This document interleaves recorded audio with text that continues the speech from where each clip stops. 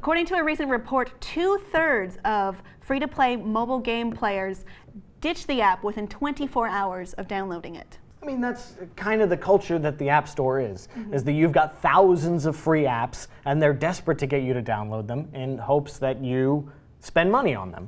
And for the most part, freemium or pay-to-win games, you know, some of them are successful, but the vast majority of them aren't. So this comes from Swerve. It's a new app testing firm. They tracked over 10 million players over a 90-day period starting in November 2013.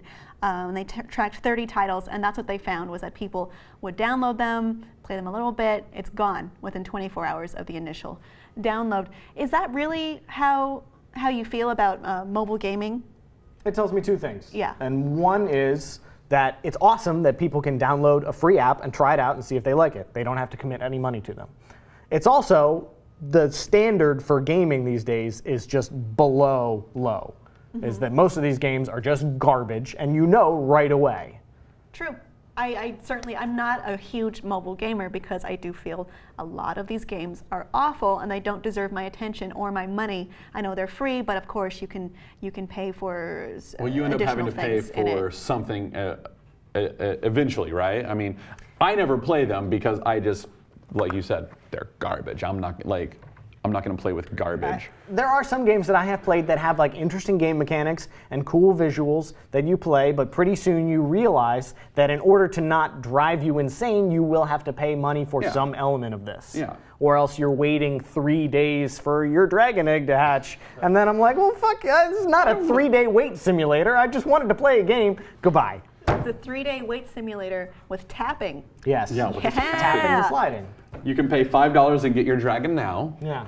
Or you can wait for 3 days and not play the game. Lots of people pay $5 to get that dragon right fucking now. And that's why these games exist, is because the demand is there. We have said, yes, I'm willing to pay $5 for a dragon. Please give me more dragon waiting games. Is Candy Crush free to...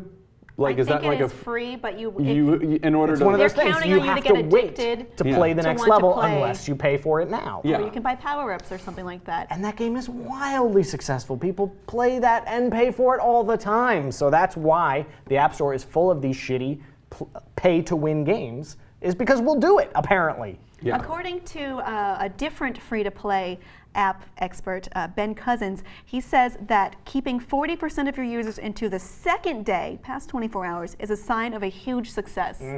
This is crazy to me. That's the measure of success these days. It's just a little bit more than a third. This is insane. But maybe I don't understand this because I'm not a mobile gamer. Yes, exactly right. Yeah? That's why you don't understand it, because you're part of the 66%. Yeah, 66%. 66%. I mean, we're the majority. That's the thing. But these game developers are counting on that willing minority. Well, and is the willing, like, it would be interesting to see what the age is on the willing minority. Like, is like we all grew up with like console games and everything else, mobile gaming. Everyone is like, oh, it's the future of game. Like, is that true? Like, is the 40% like? God, I hope are not. they like all under 20 or like in college? Like, games make it so easy for you to pay for it right then and there. You don't have to put in credit card information. You just hit yes, and then the money is just taken out of the card that's already on file. So a lot of kids are doing it because it's like not paying for them. I just hit a button and it says yes, and then my dad gets a bill in a week, and that's how it goes. And he takes care of it. Yeah. Yeah. And you know, some parents are angry that it's that easy, but some are totally complacent in that. Yeah. It's like, oh, I don't have to talk to my kid today. Great, $5 seems completely reasonable to occupy him for a few hours. This sounds really bleak to me. How maybe this is how the market or the industry is maybe headed toward. Maybe even we'll see consoles or computer games go that way, yes, which sounds we will. fucking terrible. But if you think about League of Legends, it works that way. But if you also think about League of Legends, it isn't a terrible game. So what do you think of this model? Is it bleak? Is this where we're headed in all forms of gaming? Let us know what you think below in the comments, and please be sure to subscribe.